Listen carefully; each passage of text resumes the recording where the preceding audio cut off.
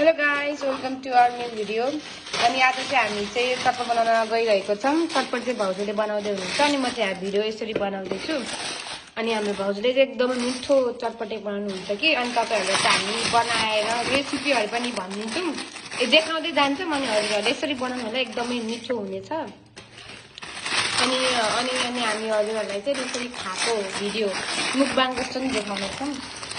हामीले चाहिँ के ल्यायौँ भन्दाखेरि चाउचाउ भुजा अनि करेल कुरकुरे अनि दालमुट भुजियाहरू चाहिँ त्यसरी हालेछौँ।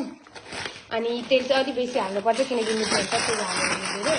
अनि हामीले चाहिँ यहाँ चाहिँ प्याज टमाटर खुर्सानी चाहिँ हालिसक्यौँ, चाउचाउ माथिबाट हालेछौँ। अनि हामीले चाहिँ यसरी यहाँ मसला आफैले हातले पिनेको मसला चाहिँ यसरी राख्नु भएको।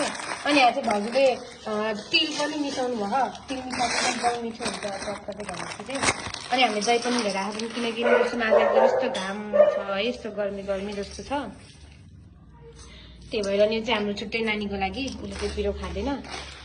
फाइनली गाइज हाम्रो चटपटे चाहिँ यस्तो बनेछ। अनि हामीले त्यहाँ चाहिँ तोरीको तेल हाल्छौँ है, हामीले चाहिँ फुलको तेल चाहिँ खाँदैनौँ घरमा, त्यही भएर हामीले चाहिँ तोरीको तेल हाल्यौँ।